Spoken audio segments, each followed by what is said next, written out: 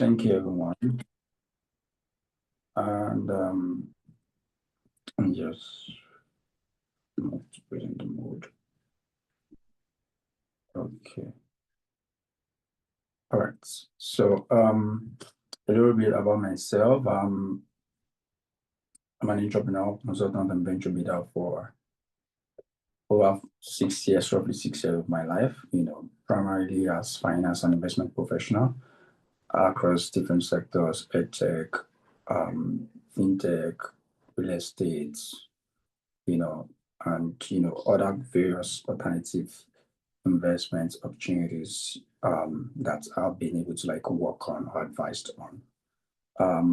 So roughly about 6 years ago, I started this company, and that's where I primarily did most of the advisory services have done, provide or advised on complex transactions across different industries.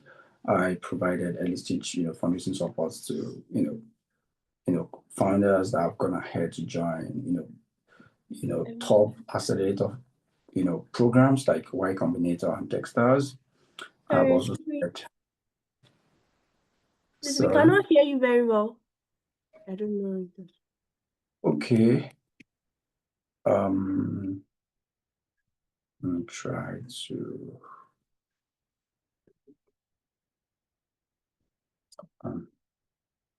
just let me see this work.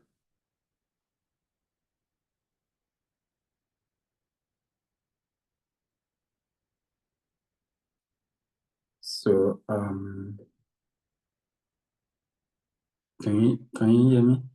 Is it better? Yes, it is. Okay. Awesome. All right. So as I was saying, I've also served as a judge for a competition in America, for their $1 million annual global edtech competition for 2 different years. And and also recently I started this lab where we help students, professionals, and founders advance their professional entrepreneurial careers. I've also initiated and led different programs, including our VB program that attracted 81 applications from 19 countries across Africa. Please just let me know wherever you kind of lost me. I'll try as much as possible to project my voice. Awesome. So moving on, we have this very exciting topic which borders on business models, and mostly the success of companies rise and falls on business model, because business model is how you make money. And we're going to first of all discuss or share a little bit of some examples of business models that actually build winners in the markets. So what if I'm going to tell you that nearly all billion-dollar companies, either globally or in Nigeria or wherever in Africa, actually use one of a few handful business models.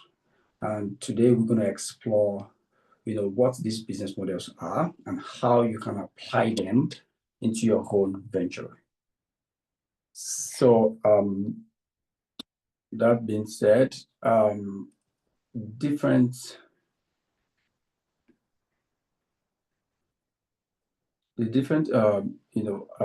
business models we're going to be discussing today, about roughly 9 different models, and nearly every billion-dollar business use one of these. For example, we have SaaS meaning software as a service. Is pretty much when you have a service that people now pay for on a monthly recurring basis, usually subscription. We call it subscription. So you subscribe, for example, your Netflix subscription, your let's say GoTV or DSTV, wherever those are SaaS models. Then we now have transactional, which means, you facilitate a transaction and then you take a cut. So, how normal, sales cycle looks like, whereby you close a deal, you get commission. But in literal sense of, technology businesses, you built the platform, you facilitated the transaction, and then you take a cut. So, I'm going to do deep dive on some of these top business models as well. Then we now have marketplaces whereby you facilitated the transaction between the buyer and the seller. So on your platform, you have people that are trying to buy products, for example, Jumia, and then you have people that are looking to sell those products. So you bring them together and then you facilitated the transaction.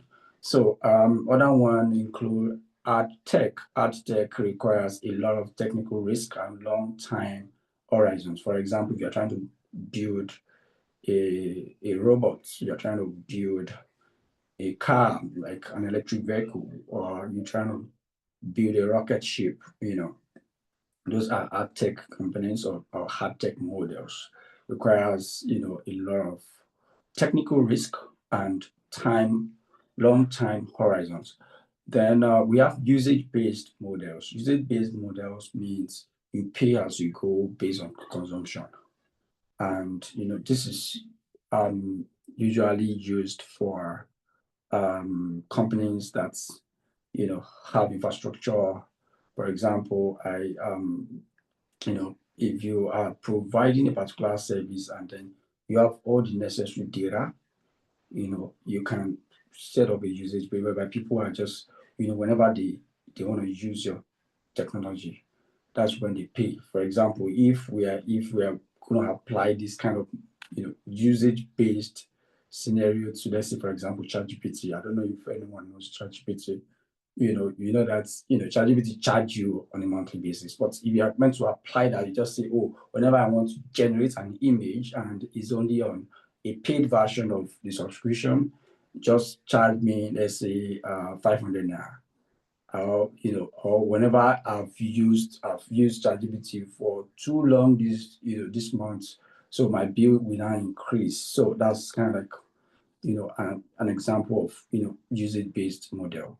Then we now have enterprise. Enterprise means we are selling large contracts to huge firms, usually 5,000 employees and more. So, for example, if you're trying to take on, a contract with MTN, probably, I know MTN, Dangote, all these, big multinational, Nigerian, multinational businesses, they have huge employees. They have, thousands and thousands, probably, going to 10,000 or even 100,000 employees, So if you're trying to service them, they are enterprise firms, you want to use a model that works for them. You can't be charging them based on employees or number of employees because they have a ton of employees. So you want to design a model that works for their their large numbers, right? So we also have advertising. Advertising means you are selling ads to monetize free users. So good example is your social networks like Facebook, X, definitely Instagram, and other social networks are there. Then we have e-commerce. E-commerce means you are selling the products online. You are the one selling it. So it's pretty much retail, but on the internet. So you bought goods from China, create a platform, you sell it to people in Nigeria. So that's e-commerce model. So you already mark up the products, you already figure out, what your transportation is and a bunch of other things. So we also have bio. Bio is anything that has to do with, research or science-based, health-related tech companies. Like, you're trying to do research into genes, like genomics. You're trying to do research into how we can improve cell life, or pursue more like regenerative kind of research into, let's say, crop and and harvest time. Maybe you want to, the way normally you will plant, cocoa for 5 years before you are able to harvest it. So you want to shorten that time frame to, like, say, 2 years or 3 years.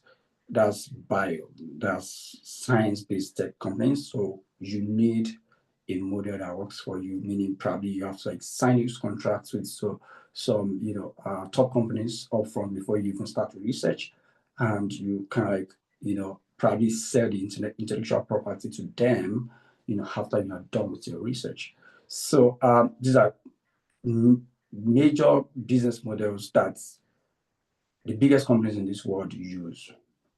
And we're going to take them one after the other, just to, or we just take the top ones and just describe broadly. So the business model guide, the metrics that matter most, things that we're going to just cover a little bit, and key takeaways for each of the model, and then other similar companies you can learn from, right? So I earlier mentioned something like Y Combinator. So Y Combinator is a global leader in supporting companies across the globe. They have invested in thousands of companies, and usually they invest in about, let's say, about 200 companies every year. They invest with about $500,000, and it's a very great platform for us to kind of like learn from what they have done, and what have they seen since the last roughly 20 plus years of their existence. So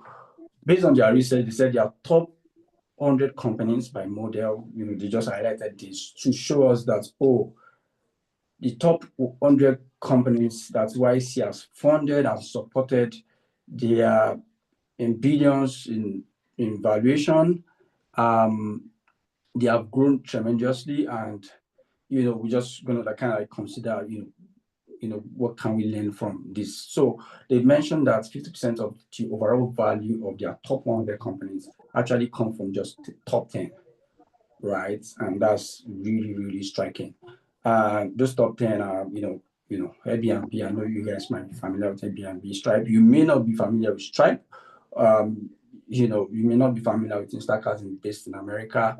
So, but I mean, we're still going to go into the integrity of Nigerian companies that also went into this kind of program, came back, become very successful. But this is an example of how business model is crucial. And if you look at this critically, 5 of the top 10 are marketplaces. Remember, I mentioned marketplaces as a platform whereby you bring the buyer and the seller together, right? And you facilitate a transaction, you take your cut. A good example is Airbnb. They redefined, hotel and, co-living infrastructure across the globe. And, that was really remarkable. And then you now have all these crypto platforms, the way crypto is, whereby you facilitate different things. For example, OpenSea is more like this NFT platform whereby you create a hat on blockchain. You're able to get people to buy it, and then you take your cut. So these are just pretty much examples. So the crux of what we're trying to get across is that marketplaces are most likely to build winner take all companies, right? Then, secondly, marketplaces, based on what YC has seen, they said 40%, 14% of their top companies are marketplaces. They create 30% of the value. It's more like chicken and egg problem. And then there's this network effect, meaning, if you if you if you are selling very well on the platform, you definitely tell other person to kind of like come and join. For example, Jumia really did so well. Konga really did so well. Betting companies in Nigeria are doing so well because, once everybody say, oh, you want this, you kind of like be able to grow the network, and then you continue to grow. So I think we have been able to like narrow this down to what you guys can understand, like betting, Bet Nigeria, those kind of companies, and definitely also crypto companies that are doing something similar, whereby you bring the buyer, you bring the seller, peer to peer kind of thing, and then they kind of like grow their business, they grow their influence, into everyday life, right? So Then let's talk about transactional model, which is like the second top, among those, some of those index that's YC, kind of like shared. Nigerian $1 billion businesses with transactional models, Valve Money Points, I've used Money Points just today. Everybody, I don't know, maybe in Nigeria, maybe people use Money Points at least there's probably like twice a week, every week. Like kind of like you have to kind of like collect money from a Money Points terminal. So you can see the kind of um kind of like magical influence the horror they have created into their products, and how this model we are talking about, or that we will still discuss, has helped them to shape and continue to grow our economy. Why also definitely also them growing and making a lot of money. As you can see, they're already $1 billion business. Then have definitely Sorry, also Bolu, there's a question in the chat if you have the time. Okay, gotcha. A lot of questions here. Given all the challenges of doing business in Nigeria, by FX, tricky logistics, policy changes, how would be style business model on the retail space? Congress the profitable in 5 years. Okay, I think I'll have to answer a question when we get to like business model canvas. Right. I would.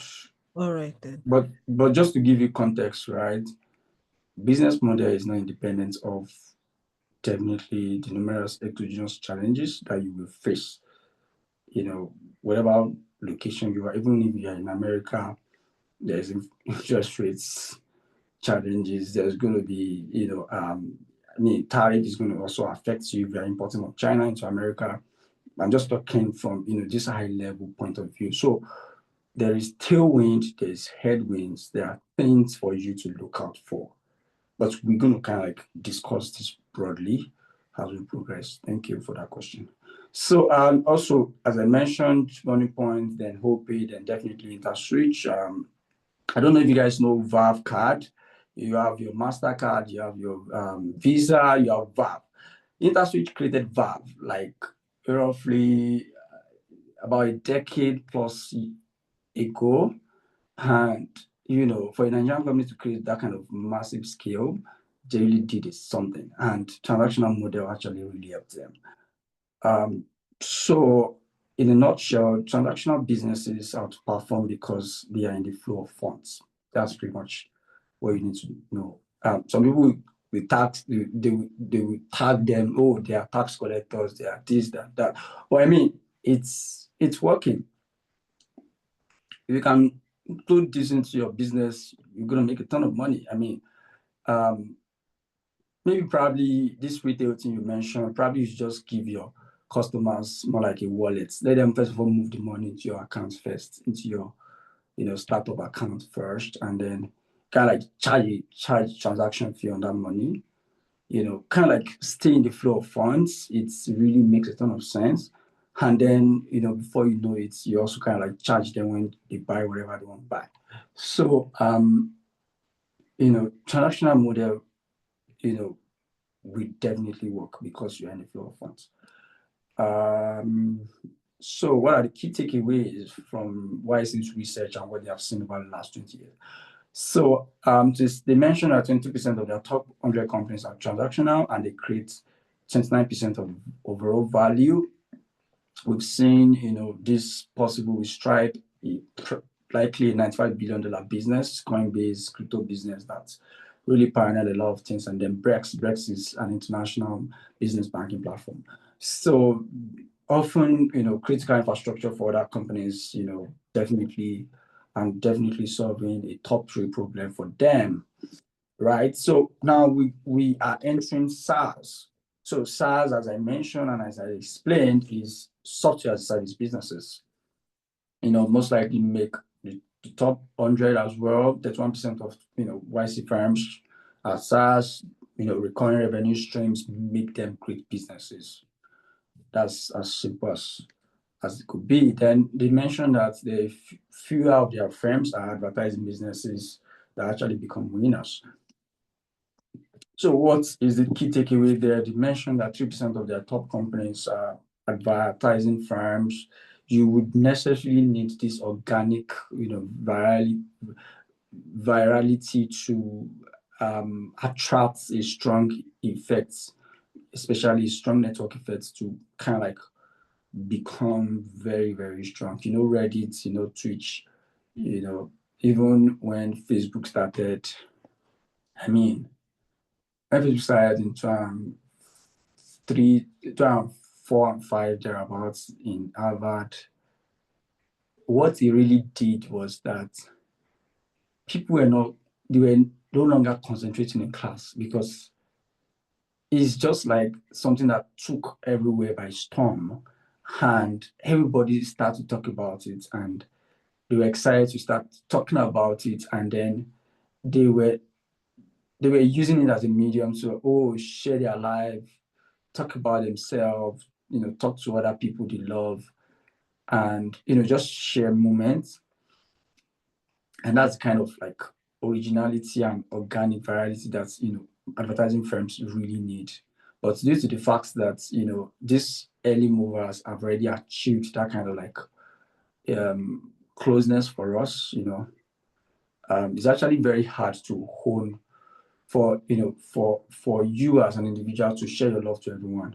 So once you kind of like stick with somebody, it's super hard to kind of like divide our attention. So everybody already kind of like love WhatsApp. I mean, we use WhatsApp literally, let's say, 1/3 of our time every day. So it definitely will be hard for you to kind of like scale that kind of model in the context of what wise you have seen, right? And also, don't say hard unless you be a top 10 site on internet. You can't be successful with that kind of a deal, right? So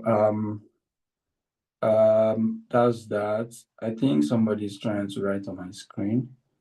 I'll remove that. Thank you. All right. So let me see if I can erase it. Awesome. Okay, so that's that. So let's go into business model canvas. So we're going to explain business model canvas, and I want you to take careful attention, listen very carefully, because this is the most important part of our conversation today. So business model canvas is that framework that all the winners you have showed you actually used. It helps us to break down bit piece by piece what are the things that should stand true if your business will work. And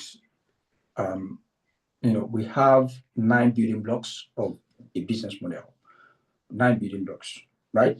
We have key partners, we have key activities, key resources on the one side. Then we have value proposition, at the center of things. We have customer conversations like channels, relationships, and segments on the extreme hand, left-hand side, right-hand side, rather. Then, below that, you have your cost structure and revenue streams, right? So we'll break this down, look at it critically, and then move to how do you answer this for your firm, for your business, for your startup, right? So key partners, right? So you need to understand what are the network of partners, suppliers, vendor that make my model work, or that will make the model work, right? Secondly, you need to understand what are the important things that must be done to create and deliver value proposition.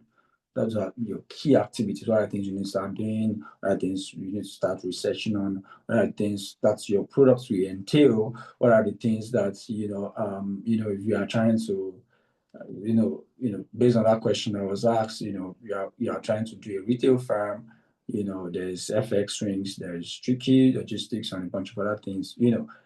Logistics, importation, those are critical activities, right? those are the things that are pretty much important for you to do before you can create value. Then you now have key resources. You have physical, financial, intellectual, human resources, anything required to make it work. Pretty much key resources. You need people, you need expertise, you need experience in retail, you need, negotiation skills, you need, some sort of like, exposure to, global, supply chain, infrastructures, therapies are kind of like important and all that. So at the center of things, we have value proposition. Value proposition is the body of products and services that certifies that's kind of like bring value to customers, to the needs of your segments that you've identified earlier, or that you will identify. So flowing that into customer segments, different groups of people and organization, enterprise, that you want to serve, I want to call target customers or customers, right? Then you now have how do you want to handle that relationship? Is it going to be like, depth of expectation? How do you talk to them? Or how do you handle the relationship? Then channels is what is the mode of that conversation? What is the mode of reaching out to them? Is it going to be more physical touch points or online touch points? Different things, right? You really need to know the communication and delivery of your value proposition to customer segments. Then you now have the structures, you have costs, revenue. So cost is, what's going to be the baseline costs? What are the fixed costs? What are the variable costs? What are CapEx? CapEx is capital expenditure. There's another thing called DevEx. DevEx means development expenditure. So if you are in mining, you are in infrastructure, manufacturing, you need DevEx, right? You want to invest in critical research, critical process of optimization or developments, kind of like requirements for you to get to a place whereby you can actually like sell finished products. So then you now have revenue streams. So revenue streams include pricing mechanisms. We're going to discuss that as well in our conversation today. How do you think about pricing, right? So this is the bedrock. These are the building blocks, right? And what are the questions you can ask to evaluate a new business opportunity? So first of all, have you really identified, I'm talking about key partners now. Have you really identified real problems for which people are looking for solution? If in doubt, perform user research, empathy map, and test your hypothesis, right? Secondly, you look at the activities. Can your solution address customers' problem correctly? Doubt is do usability testing, user experience test, blah, blah, blah. So value proposition is how your product or solution can alleviate pain, create gains, and produce, customer outcomes in a very, very distinguishable manner. In that, map values offered, check product market fits, right? That's very crucial. Then you now have, customer relationships. Like, what is the force multiplier? Like, that will that will lead to kind of like an alpha movement. Alpha movement meaning when your efforts have greater impact in your intended market than you kind of like invested, let's say 20% of the effort, and then you are getting a tremendous return from from the output side. That's force multiplier. And how do you handle that kind of conversation? Like, what are the amount of efforts you want to put in relating with your customers? In a kind of like sales cycle business, you have to like build relationship with your clients. Or in a kind of like marketing, you have to just be on their faces. You have to do a ton of hard. So those are different kind of things you want to look out for. Then customer segments, right? Do you know your target markets? Have you worked out the communication strategy? You need to understand customer personas to kind of like be able to like define this is the set of people I'm targeting, right? Then key resources, what are the operational, customer, financial metrics to guide my progress to, have I really identified any lag or lead measures? Have I really, are there frequency of validity checks of metrics that I need to take conscious efforts, measuring early on? Then channels, how will your customers reach you? What channels are you going to deploy to deliver your products?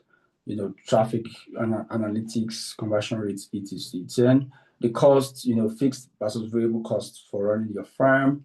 To what extent fixed costs gets covered by product pricing. That's unit economics back then. So if you really kind of like have done a ton of mental math around how much you want to charge, you should be able to decipher what your break-even units will be if you are selling a product, or probably a break-even point. So I know that's more like a lot of grammar there, but to break it down, fixed costs are things that you pay for regardless of whether your product is 10 or 100. For example, rent. You pay rent once a year in Nigeria. In America, you pay rent monthly. I mean, they're trying to do that in Lagos, but I mean, it has never worked so far. I mean, it's not widespread yet. That's one thing that is fixed. You have your salary, number of things you want to put on. That doesn't necessarily change with products. If you're increasing products, although considerably that may change, but it's not directly involved in product increase, unless it's labor cost, right? It's direct to like a direct cost to production instead of revenue cost, right? Then you have other things like stationaries, like like sales and marketing. They are direct costs, but in some ways, some of them are not, like advertisements, awareness are not necessarily, they are more like fixed costs. You can like pay for those. Depending on where you are, you also kind of like do a lot of repair and maintenance of your asset and wherever. Those are fixed costs usually, right? Then you now also look at variable costs, right? So variable costs are costs direct to products, direct to production, right? Also known as, in some ways they are cost of goods sold. If you are retail, you buy goods, you sell. Buying is the product you have bought, the inventory is your COGS in that sense, right? And it is variable, right? The variable product is a variable cost. Then you have other things that are related to variable cost, like fuel cost, like you're paying for gas, you're paying for electricity, you are paying for other materials that to production, labor costs, definitely, a bunch of other ones. So those are cost structures pretty much. So you really need to know how, definitely, for example, you have calculated your, what's it called, your variable cost, you have your revenue on the other side. So if you net, variable cost from your revenue, you have something called your gross profit, right? So gross profit or contribution margin, right? If you are able to do your math and see, when how much of my gross profit will be able to cover for my entire fixed cost, that helps you, gives you an understanding of how many products you should be selling, what's the price point, right? But we'll get into all those nitty-gritty later on as we progress. Then we now have revenue streams, where will the money come from? What's your business model? Like what's the kind of like, model itself you're using? Are you using a hybrid one? Is it going to be a one-time thing, which is not advisable? But I mean, revenue streams is where will the money come from?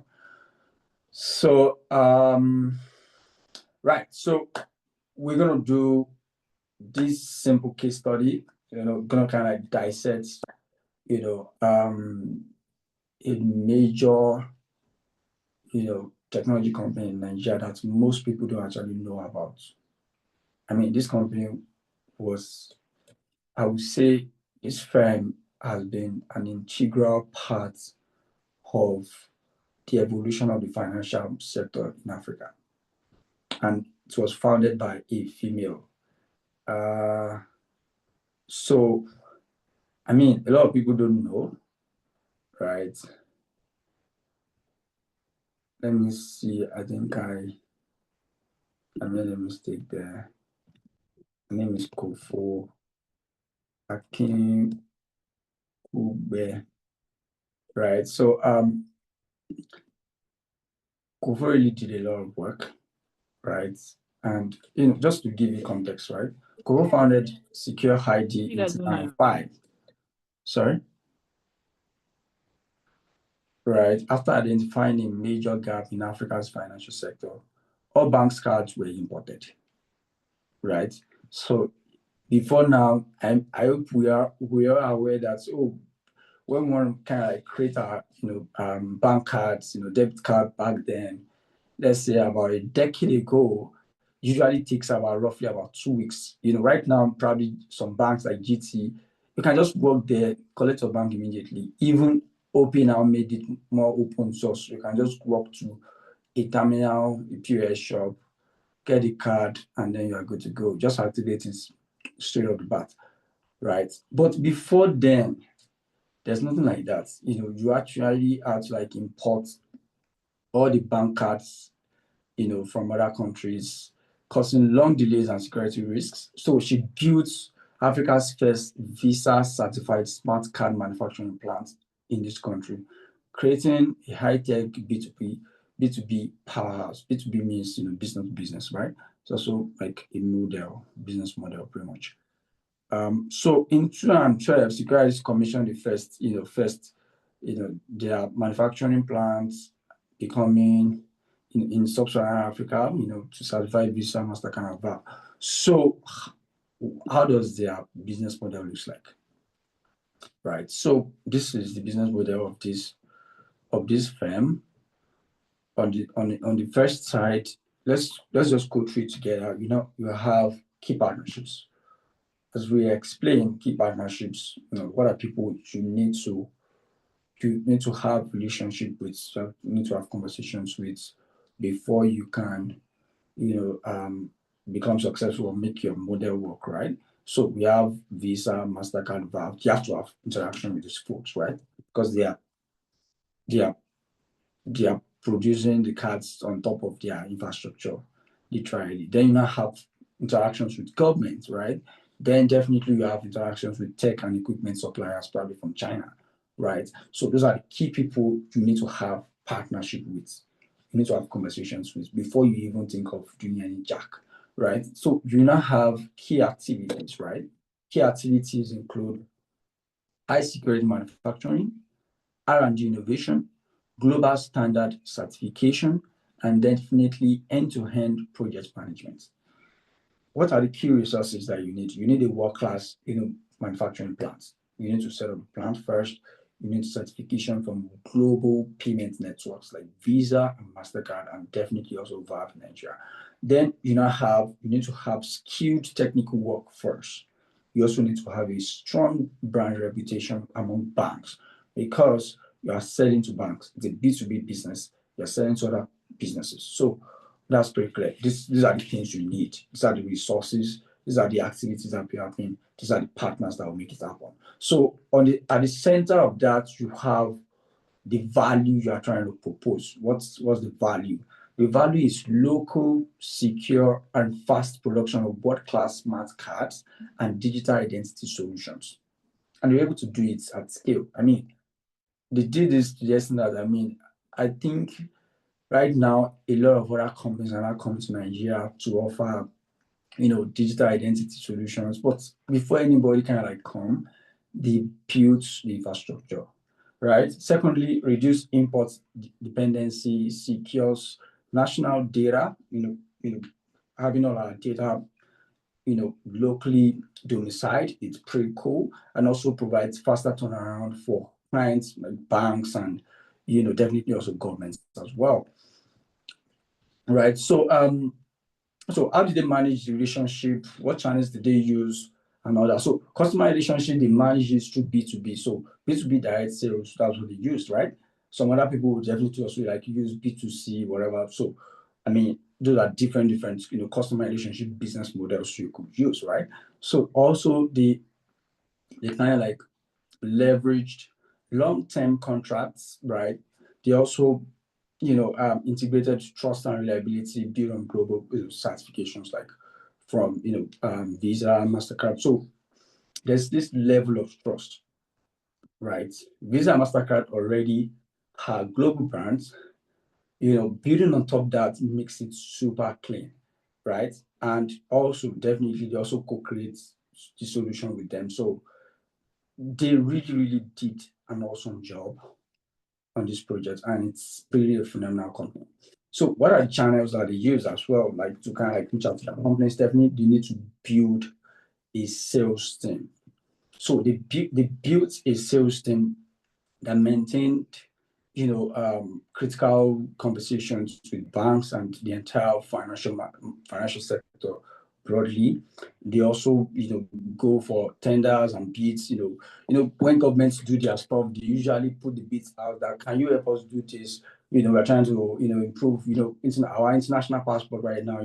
Some people actually like be there to kind of like, help us to put all those, NFC chips on our card and all those things. So, I mean, these are domain, domain expertise of secure ID, right? So they also have to like, be able to pursue strategic partnerships and secure them, right? So on the extreme right hand side is, what are the customers they were serving? They were serving financial sector broadly, they were serving telecoms, like MTN and the likes, they were serving public sector, like governments, definitely, driver's license, national IDs, passports and all, right? So what are their cost structures versus their revenue streams? So cost structures, definitely high capex. They need to, build a plant, the manufacturing plant. They need um, they need to invest upfront in R&D innovation costs. That's defects definitely, but a minimum side of defects pretty much just still capex there. Then definitely employee salaries and training, just to kind of like have that global experience of how to, do this in Africa, do this in Nigeria. Back then, 2005, it's pretty phenomenal. Then also compliance and certification fees, they have to kind of like pay these global brands, Visa and likes to kind of like have the certification to do this locally. So if you look at the revenue streams, manufacturing contracts, definitely digital solutions.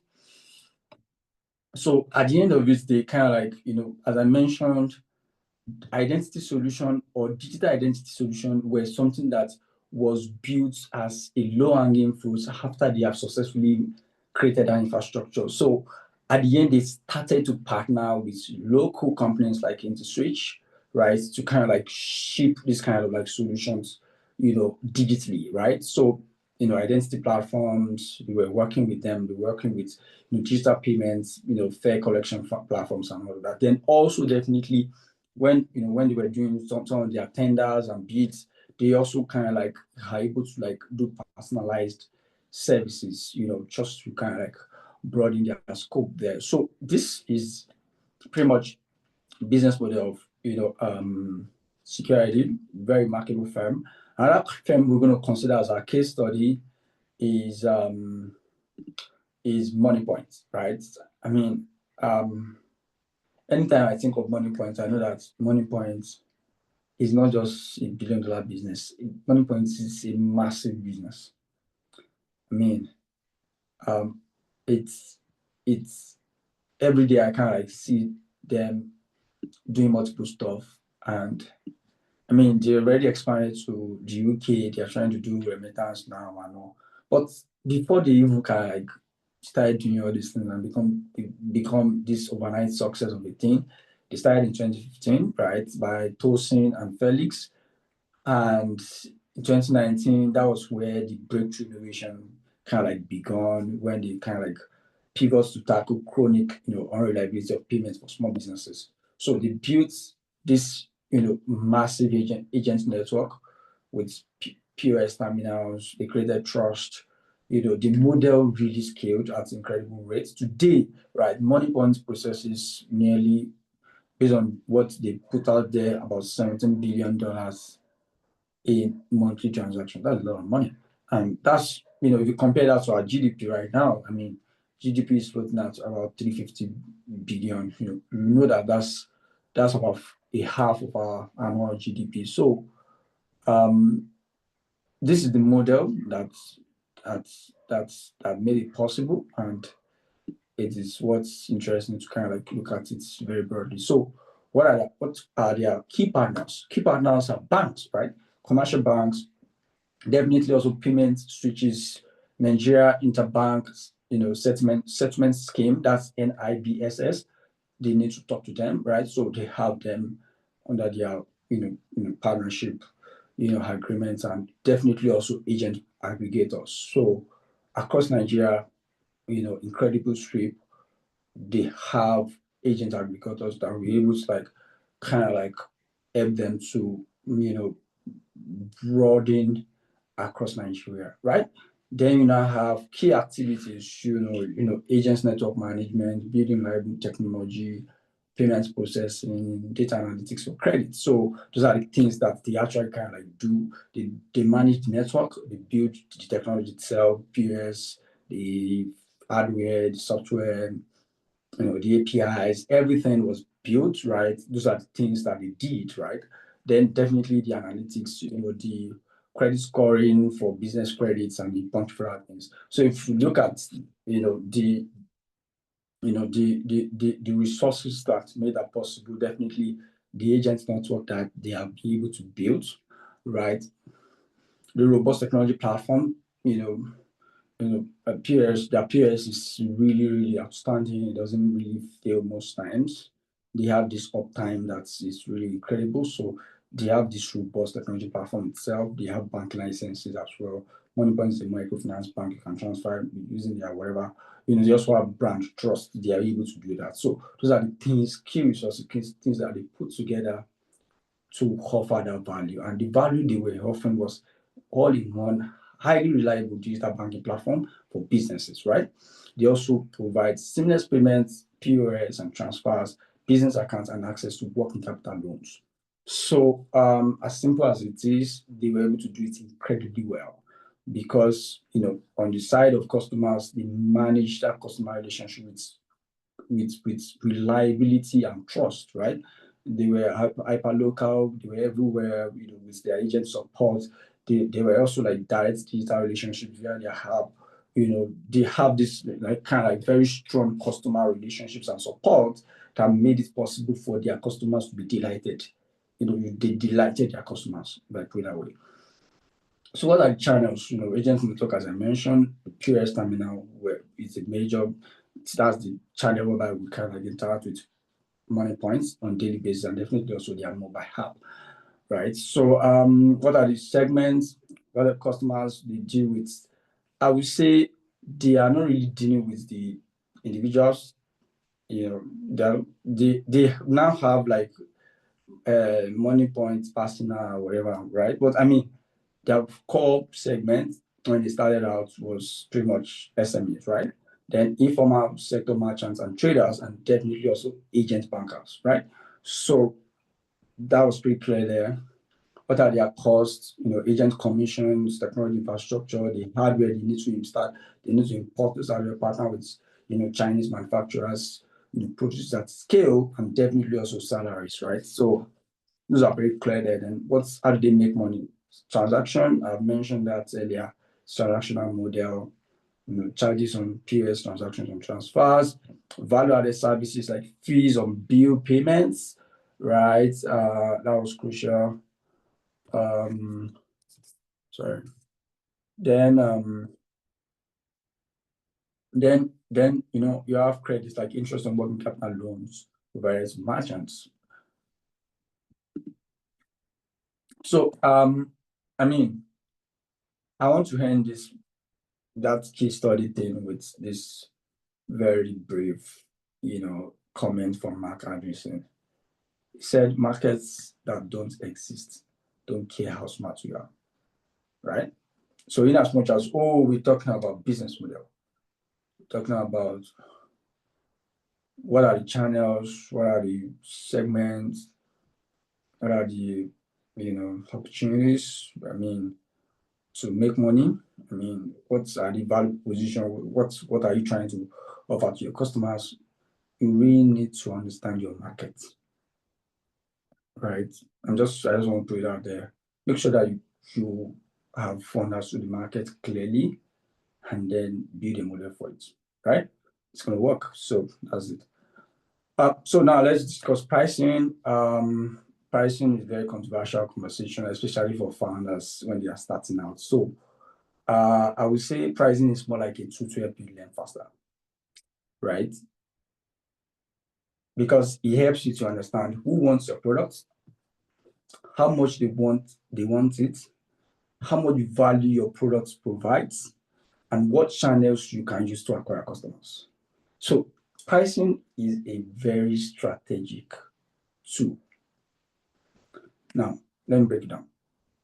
So I'll just use top YC, insights as well again in this analogy. Number one, first thing first, charge. We are starting, don't start with free. Charge. So the most common mistake my founders make is that they are often afraid to charge, right? Maybe they will feel like, let's build the brand first.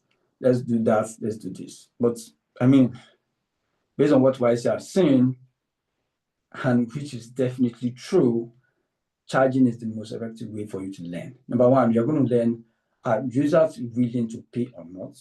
Because definitely you are in a business to make money. You're in that business to make money, yeah, right?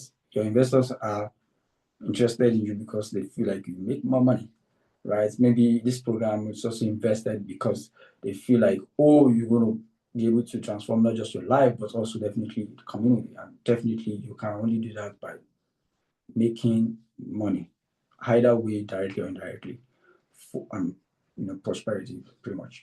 Then you now have which users are most willing to pay, right? What segment of users are most willing to pay? You're trying to test waters.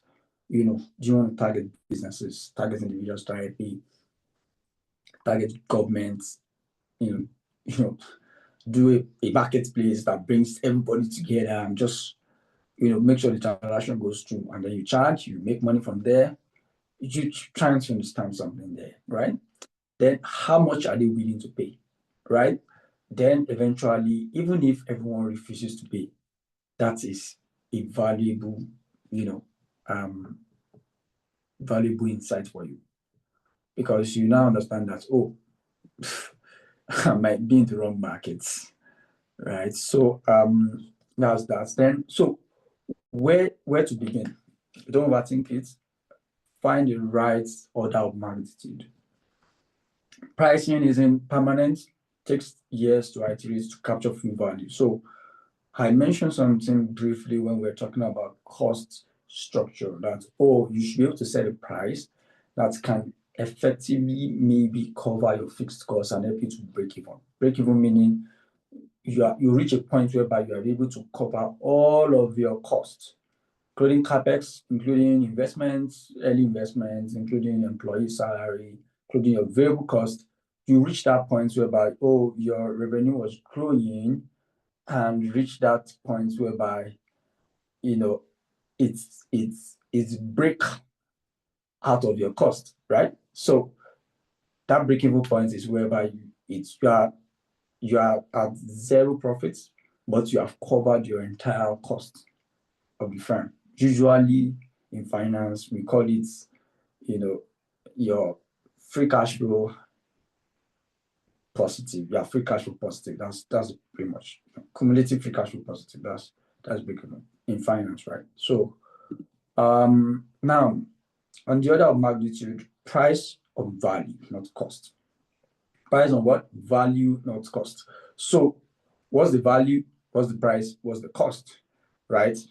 And understand the margin, right? So this helps you to kind of like balance how you, because on this end, the cost here is your variable cost, your price, and then your value, right? Usually value is always higher than the price. So price and value, not cost. Price and value. How does people value this kind of service? How do they value this kind of products? It's going to change their life. Is it a product that they see as a painkiller or a vitamin? Like, is a painkiller, everybody wants it.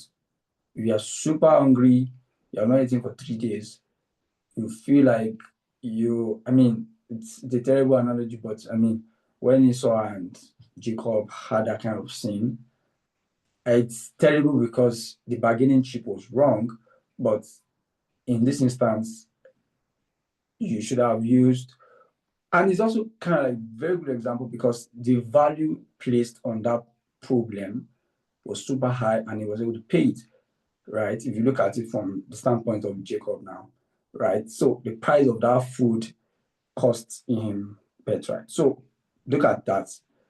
So the price of that food in itself, it's pretty much, in naira terms, maybe 50,000 naira. Maybe not up to that, but in value term, costing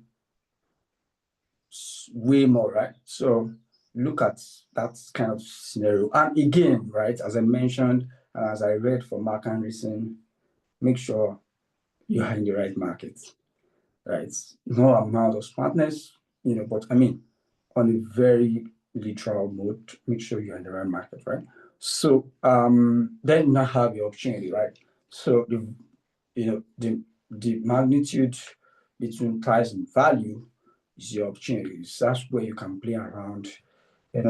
That's where when you're able to cover your marginal costs. In economics, you have that your marginal cost, your marginal revenue. Marginal cost is how much increase in cost, how much of my cost needs to increase my production, and then how much of revenue am I making in that kind of like increment, which is marginal revenue. So if you're able to break out of that, that's your opportunity zone, and they call it excess profit. But in this instance, it's your opportunity. It's your chance to build a big business, to build a billion-dollar business, to grow, and definitely also in return make impact, right? So how to find your value? Talk to your users, right? Ask about the problem you solve, get them to articulate the value to you, make more money, reduce costs, move faster, avoid risks. So these are kind of like value, right? This kind of program is meant to help you to probably avoid risk, right? Definitely also maybe to help you make more money. And if you are looking at a platform like let's say freelancing platform, let's say Upwork, right? Whereby freelancers, or let's say seller, right? Whereby you can sell your books and whatever.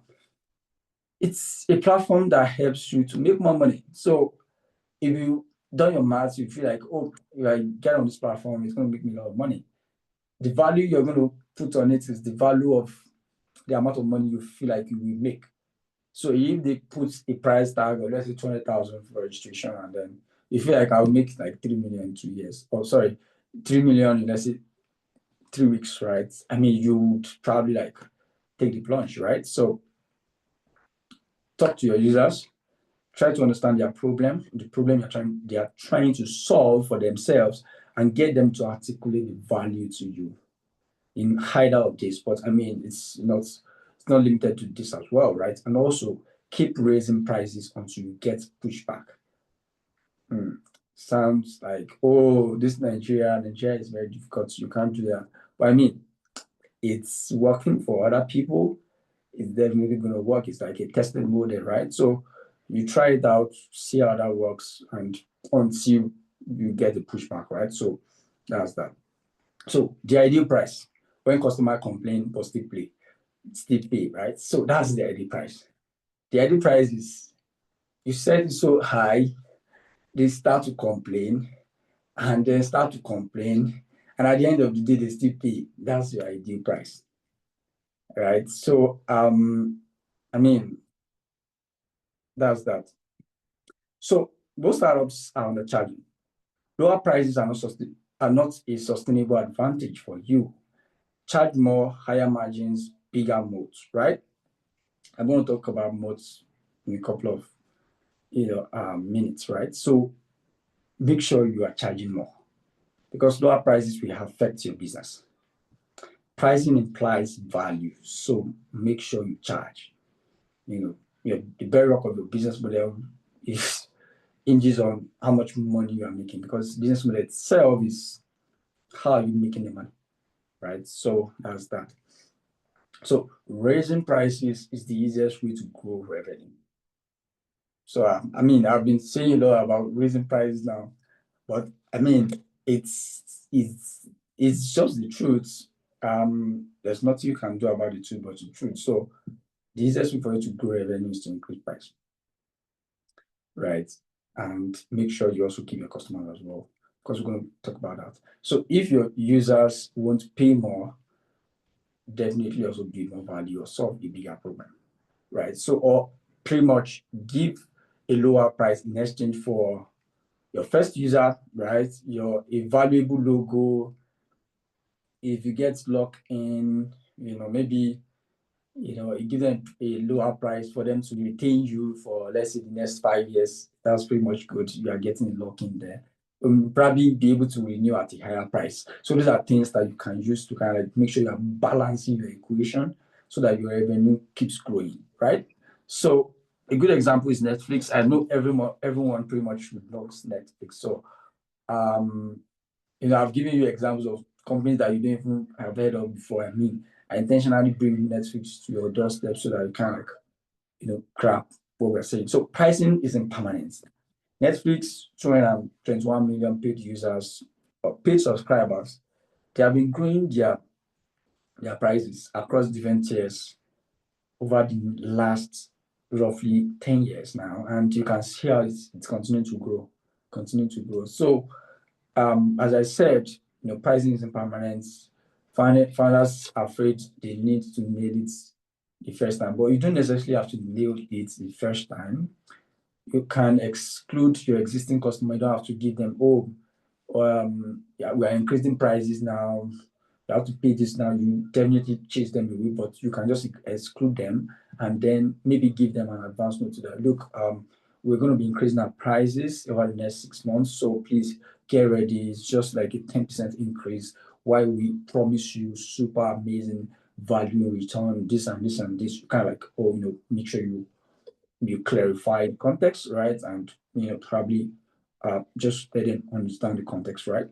So I keep increasing. So I'm gonna pretty much stop a little bit and then we're gonna do more like an exercise.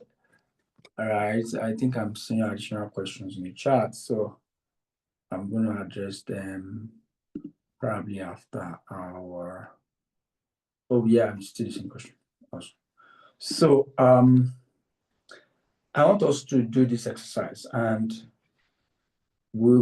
everybody's going to be involved. Sorry. Right. So everyone is going to be involved and we're going to get the name of the company, their description, and on this call, build your business model canvas. And it's going to be roughly 5 minutes. So pretty much I'm going to set my timer. So how do we do this? So I'm guessing maybe people will have to volunteer if you want to raise up your hand.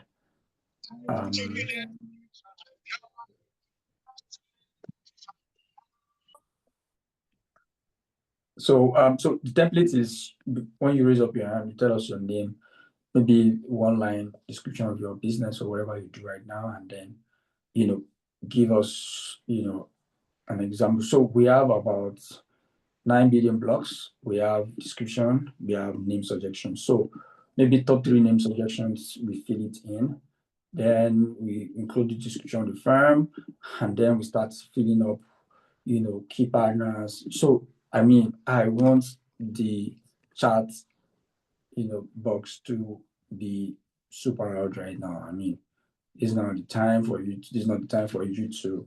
I want us to have this conversation together and do it together, because at the end of the day, you're still gonna like do your business model yourself, and we're gonna share templates. I'm gonna be sharing a template link as well, and maybe like link to this presentation for you to kind of go and study on your own. So how do we go from here? I don't know if our hosts have any context on how we can go about it. No. So if anybody would like to go ahead and just speak, the general, Janet, Nana, Divine, anybody at all. If you are not willing to speak, you can just put it in the chat. But if you can't speak, please feel free to go ahead and unmute. I think we also need to give people like a minute to put their thoughts together. Yeah. Yes. That makes sense.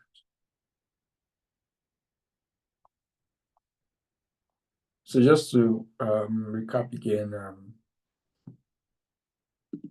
we want to create a business model canvas for, I mean, I will appreciate if it is like a company that is actually existing, right? But I mean, if not, maybe a hypothetical firm.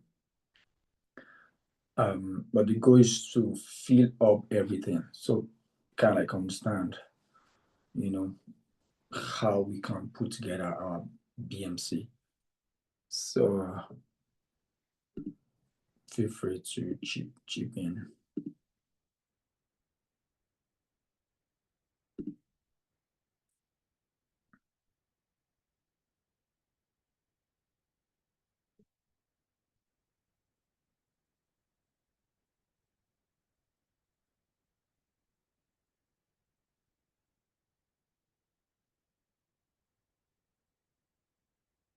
Do you have any questions before we start?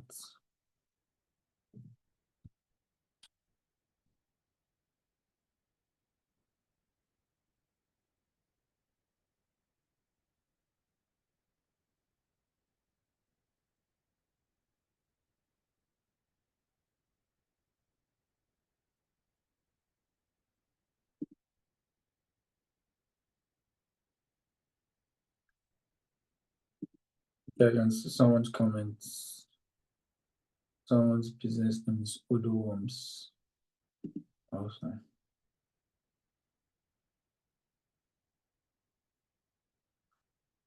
Okay, I think maybe we should just go with your interesting.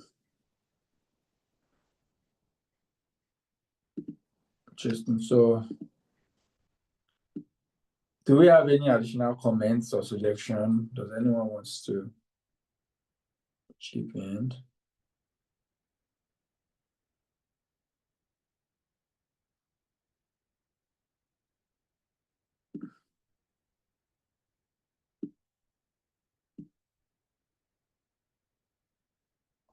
Okay, so it's only one person that is feeling this. I don't know.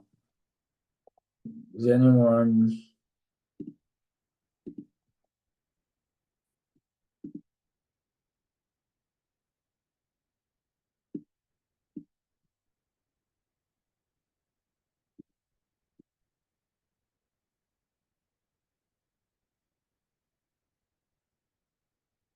I think I'll go for Oluwafemi. Could you describe your company? Like, what does it do? Like, in one sentence.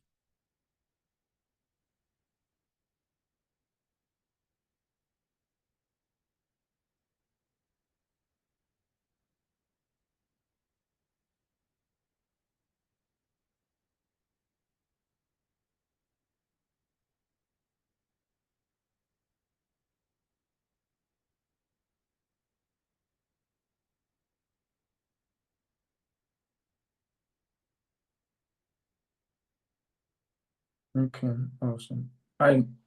Michael, mind if you can turn on your mic? to be interesting to hear directly from you.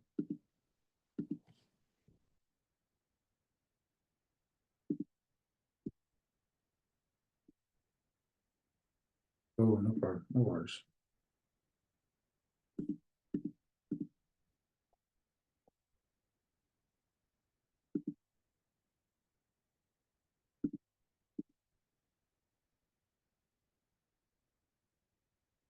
All right. Okay, so I don't know why I can copy the charts. Pretty much, I know.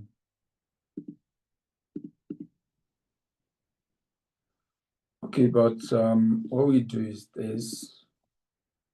We just type it so that we can use that to help any other person that just joined to just catch up.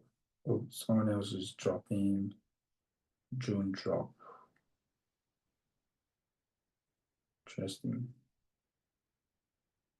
Hi, June drop. Do you mind if you can turn your mic? To be great to hear from you. Hello. Hi, hi, can you hear me?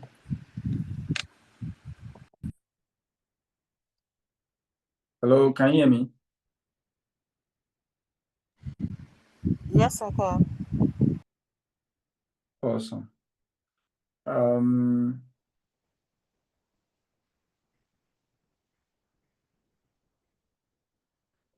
can you tell me more about your on-demand drone delivery service for urban areas? Are you based in Nigeria by any means?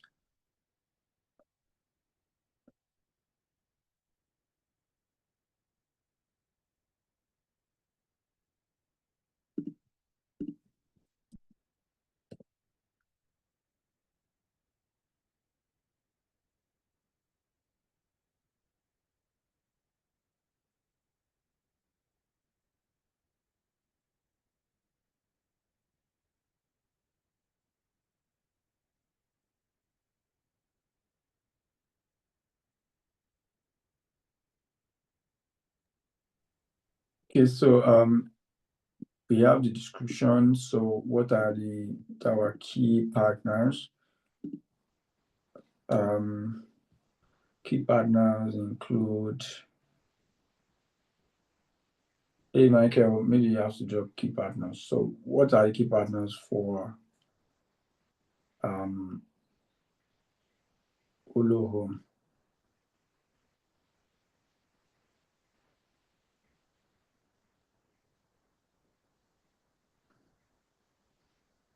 So you may need interior designers, you may need, a little bit of expertise and maybe partnership from furniture makers, right?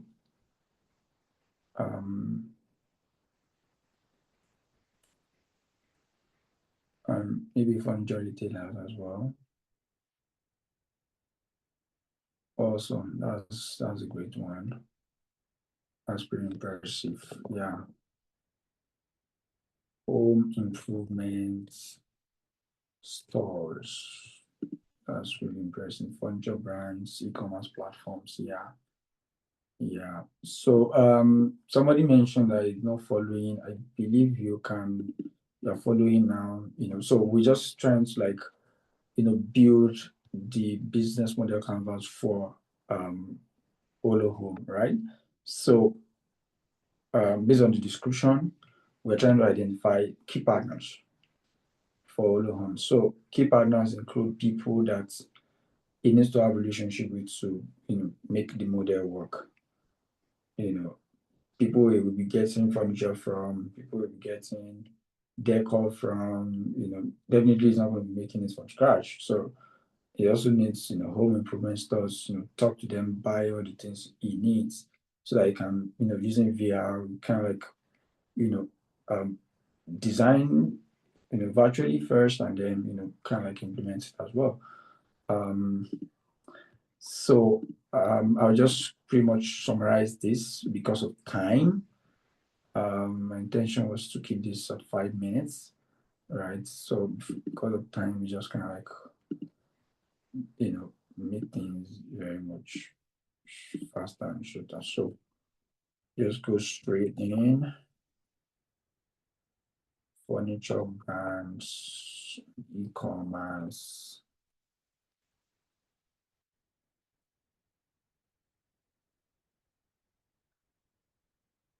E-commerce platforms, right?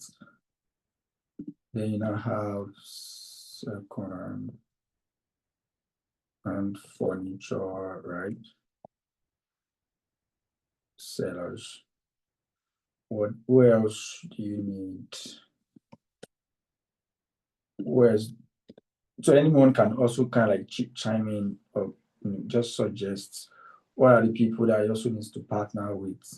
I know this might be first time you are hearing this, but the goal is to follow us closely and help you to start thinking about how you can create your own as well. And participating in this kind of conversation will really help you to follow through in the conversation, right? So I think we can come back to that. So for value proposition, I think the value proposition will be on demand. So value proposition is you're trying to describe the value benefit, the unique benefits and solutions that your business offers to customers, to solve their problems and definitely also to satisfy their needs, right? So we have on demand drone delivery service for urban areas.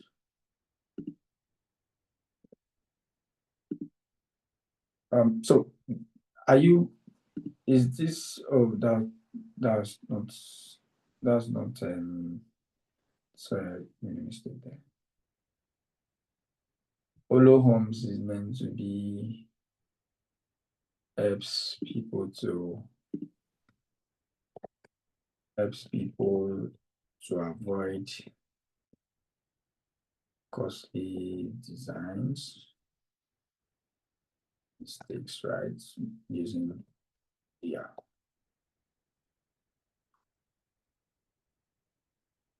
then in commissions, premiums, blah, blah, blah. So,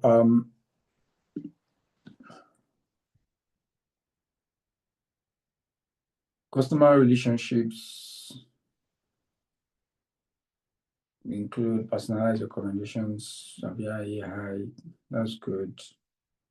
Customer support charts and design consultation, upsells, layout program for repeat use. That's interesting.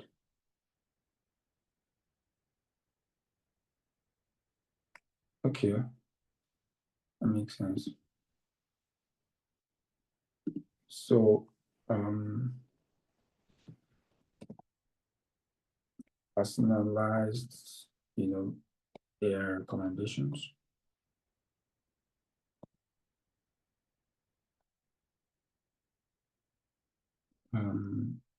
Customer support chat. So this customer support, are they really also kind of like AI backed? Like, your customer support and consultations, are they via AI? I think you mentioned recommendation already. So pretty much assuming that is what it means.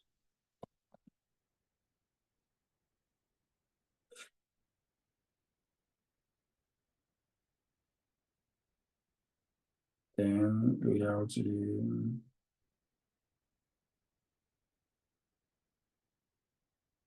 programs. Okay, makes sense. So what are the channels? Okay, mobile apps, web demos, very good. So again, to repeat, channels are, the mode or the framework whereby you deal or engage with your customers, disseminate value, propositions, and all that. So I think we have this channel here, mobile apps, right? We have web demos. Web demos in store, they are kiosks. I think this is pretty cool. I don't know if we are following. Can we drop in the chat that, oh, we are following and we understand? We understand how we are putting this together.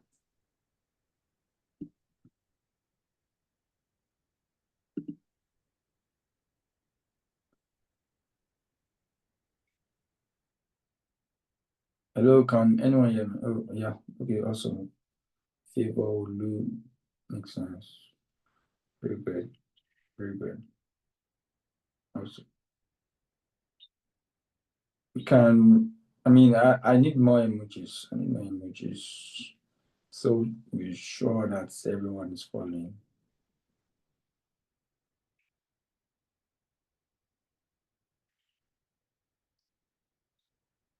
Okay. Juliet's great. Awesome. All right. So you can also start dropping your questions while we continue with this exercise.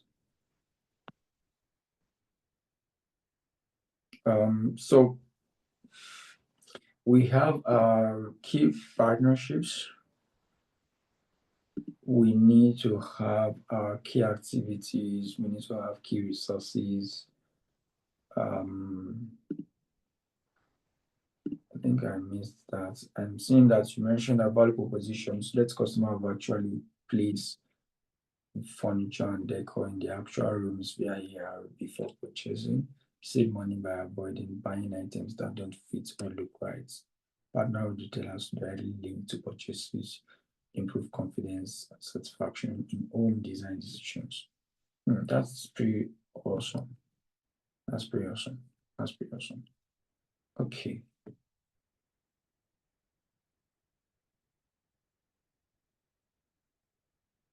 That's pretty awesome. All right, I'm seeing the question. So I'm trying to defer all questions to later end of conversation. So we stick to what we're currently doing. But yeah, let's keep it coming. Oh, you can barely hear me now. Wow. Let me just try to see if I can just use my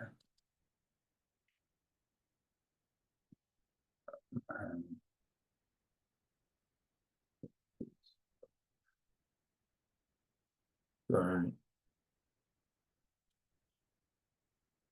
Okay, just 1 second. I'm gonna probably turn off my camera. Right.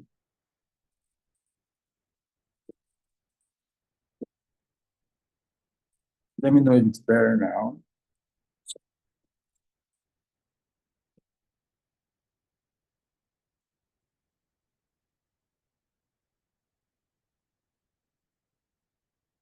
Oh, awesome. Okay, makes sense. So,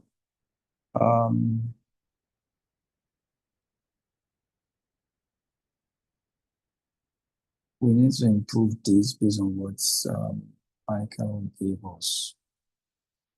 So it's saying helps people avoid costly design mistake using virtual reality, whereby customers can actually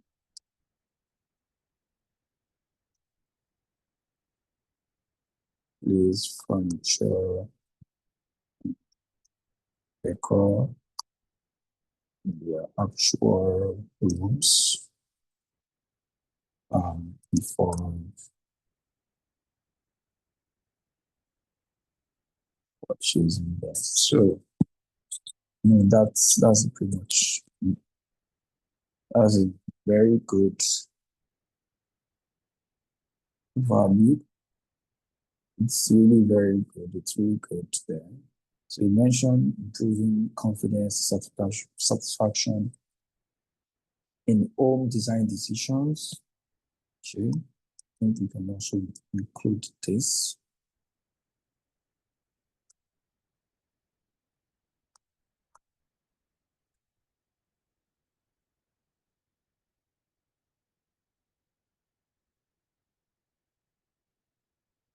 All right, then channels, customer relationships. I think we are yet to include revenue streams, customer segment. Okay, let's include customer segments. Please let me know if you are following. We have homeowners,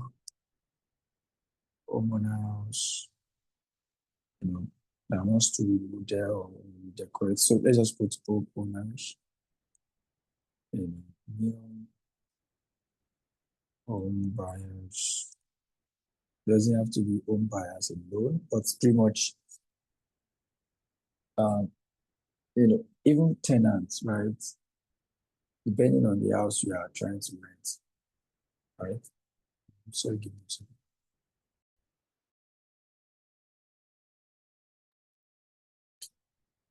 So even tenants, right? So even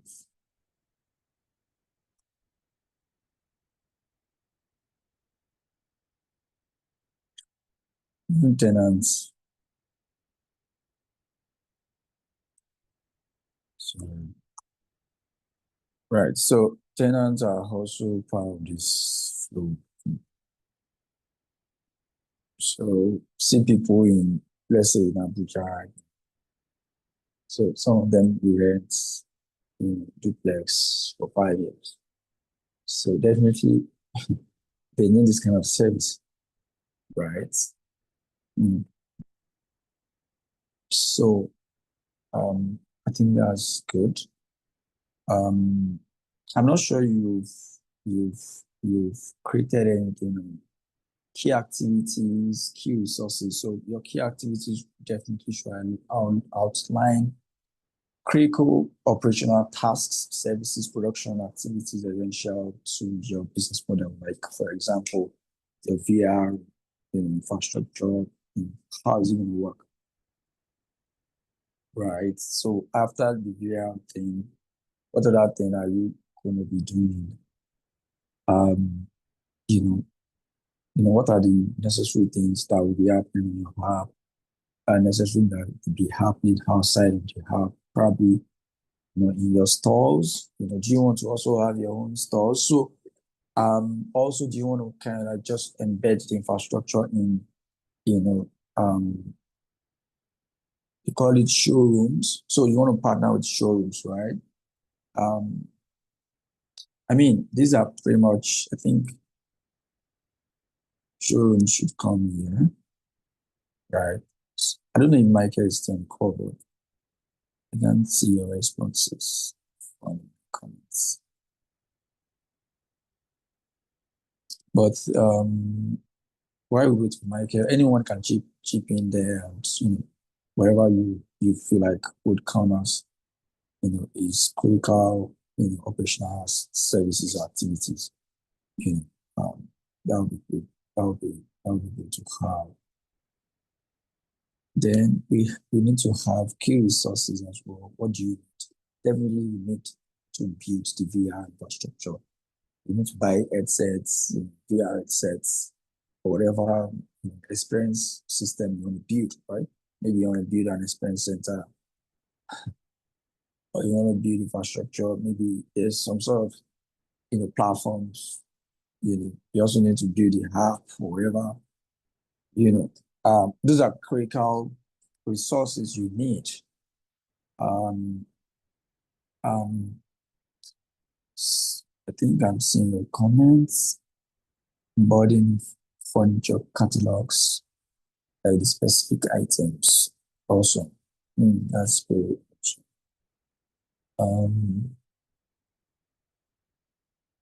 So I mean, this is still gonna be like there's gonna be a lot of, should I say, a lot of furniture on your platform. So you need to have a whole lot of furniture you can think of. You know, there'll be a lot of designs. So you are most likely going to be somebody that already have experience in architectural designs, in home or designs or something like that. So you really need to be able to outline designing in your key activity, in my opinion. So I would rather say, first of all, I would say key activity is the virtual reality.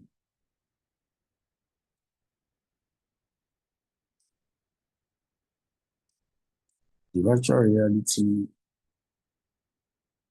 experience itself, right? Key activity is, working with, um, all the home, let's just say integration,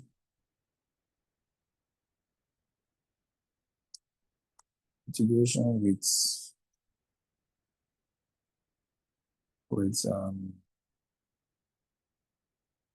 with the furniture brands and onboarding an extensive catalog, right? Furniture, not just furniture brands, it's furniture plus, let's say, home improvement stores, right?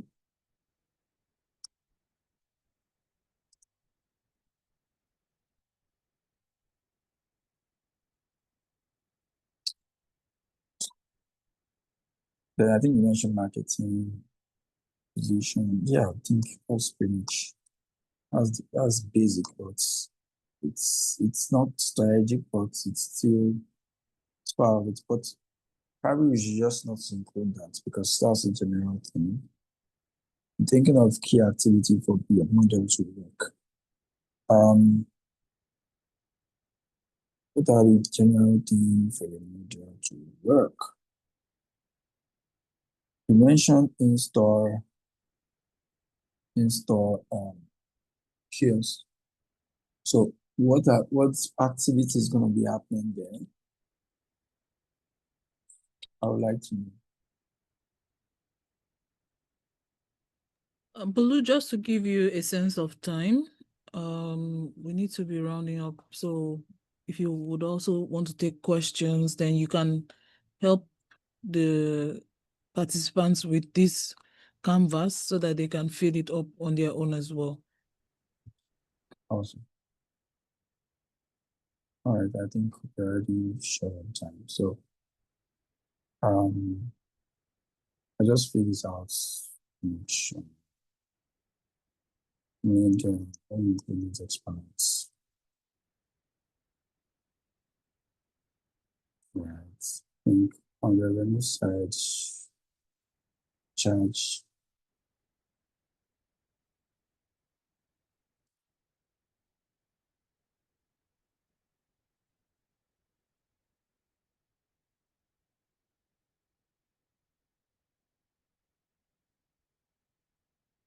So costs technically we need salaries,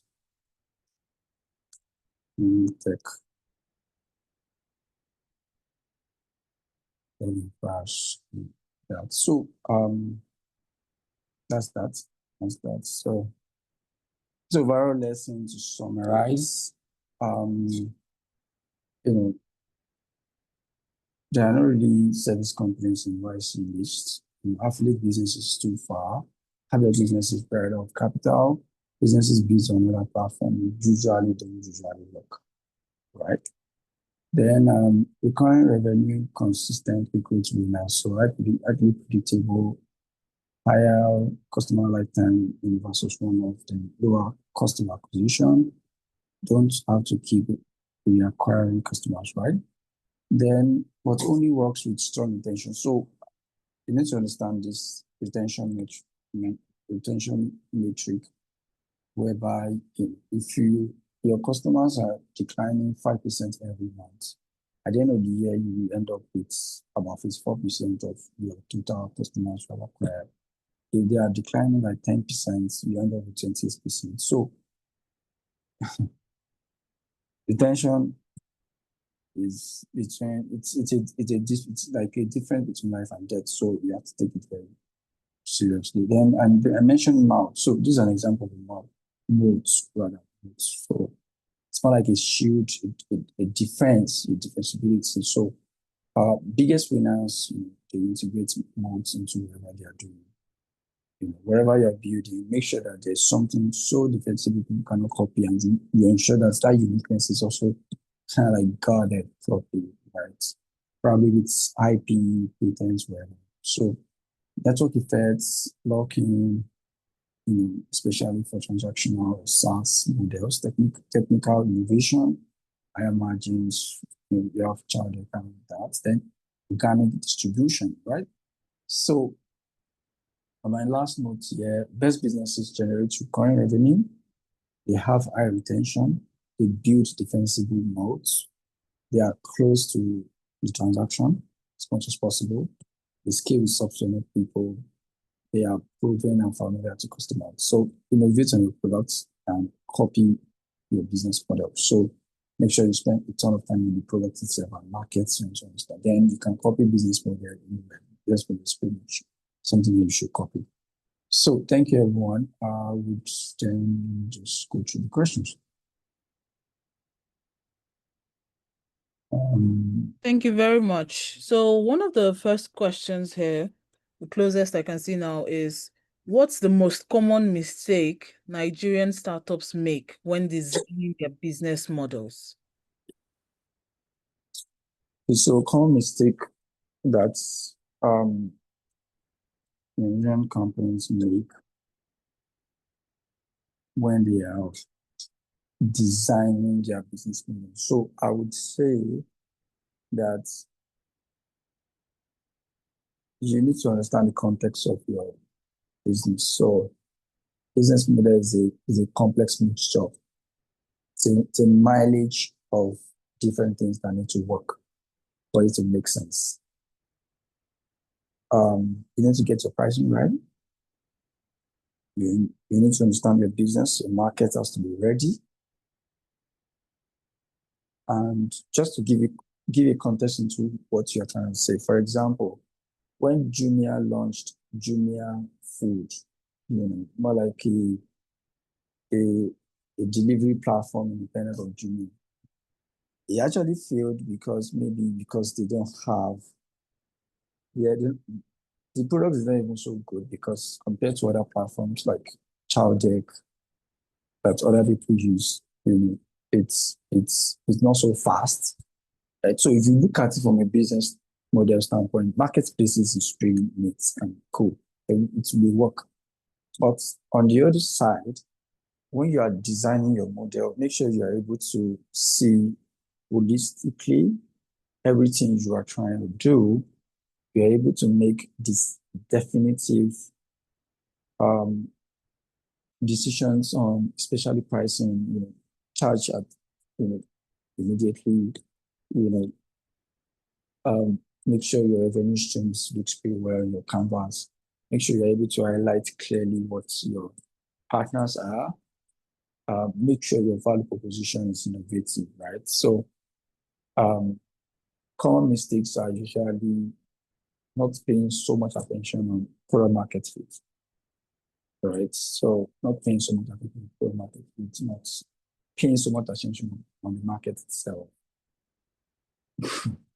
And in the context of Nigeria, Nigeria has about 230 million people, but how many people actually have money to pay for your house?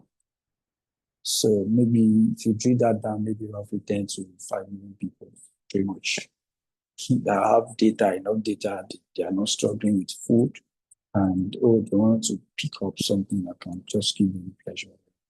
So do your due diligence very much. Well. So what are the questions? Let me know if that's questions, if I've satisfied the answer. Thank you very much. So is it smarter to focus on B2B or B2C for scaling in Nigeria? So I would say usually it's more easier to scale B2B because businesses are more mindful, they are more thoughtful in the way they spend, and they usually have budget for stuff, right? So also depends on the context. So I would say B2B usually works. Venture firms, investors usually love it because it's sticky. You can build rapport, 2 to 3 businesses can give you the revenue that, let's say, 1,000 customers, 1,000 individuals will give you. So I would say go for B2B, but also largely depend on context. Okay, thank you very much. I hope we're addressing your concerns, everyone. If you need further clarity, please just unmute or put it in the chat. The next question here from God's Heritage. What's better for a startup? High margins or high volume? Okay, so I would say high margins, but I'm just going to give you context, right? Okay. High revenue is actually good for top line conversation, like, oh, we're doing this is the, but if you drill down, you see that the business is trash. So it's good if you, for example, let's say WhatsApp has never made any revenue, but numbers of users keep growing. Everybody loves it, right? But does it logically make sense when Facebook paid 19 billion to buy it back then? I would say maybe they are still figuring it out, but I would say practically it's a good bet because it gives you a power influence over communication. So if you look at it, whatever you're trying to do, and you feel like the qualitative benefits of keeping that volume going makes sense, you go for it. But on a street business wise, I would say high margin is way better. They are selling something of 100 naira, you're making 70 naira profits. It's way better than selling 1,000 things, the amount of capital required to put that off, and then at the end of the day, you're making 3% profit, and then you're making, let's say, 30 or even that same 70 naira. So, I mean, logically, high margin makes more sense than just high volume. Okay. That leads to another question about at what point will your business start or stop looking like it's for rent seeking? Because if you're just going for high margin and you're not just providing value that is equal to the profit you're making, wouldn't that be exploitative? Okay, so to balance that conversation, this is context. Usually it will be good to have context into this, but Yeah. but if you look at getting to a high margin business requires more like economies of scale. A lot of things has to work for you, right? Maybe supplier side, you are getting that huge benefits, right? You've logged in partnerships that are giving you that kind of thing, right? And on the seller side, you are able to price as value rather than price. you're able to charge at value rather than price. So I imagine go for it if you can, but if you can't, make sure that your volumes are growing and then you are considerably reducing your cost, right? So aim for that kind of balance as you go, depending on your context, pretty much something that you can be able to follow. And again, you can also try as much as possible, as I advise, try to increase your price as the case may be, just to make sure that you're growing your top line revenue, and it helps you to also grow your margin. Okay, I think thank you very much. We'll take the final question for today, which is, what would make an investor say that your business model is scalable and it's resilient? And I suspect that resilient here means Nigeria's changing policies. Today is cashless, tomorrow it's not, all these FX fluctuations, things coming up every now and then. I suspect that's what the resilience is going to address. So what would make an investor say, this is your business model, yes, it's scalable and it's resilient, and we will invest in you? To be honest, to give you one single answer, go for transactional model. All right. Stay super close to the flow of funds as much as possible. The people that are really benefiting from all this kind of like chaos right now are people that are doing remittance. So the people that are paying them in USD, they are giving you Naira. So pretty much maybe they are external, yeah, but payments platforms, transactional, POS, transactional, savings companies, transactional, insurance, definitely also banks. You can see how banks are just growing despite the enormous pressure from CBN, enormous policy changes. They kept posting, tremendous profit because they are super close to money. So our advice, just be so close to money, embrace the transactional model as much as you can. All right, so yeah. All right, thank you very much. We're going to call it a day for today. We're so grateful for your time. Yeah.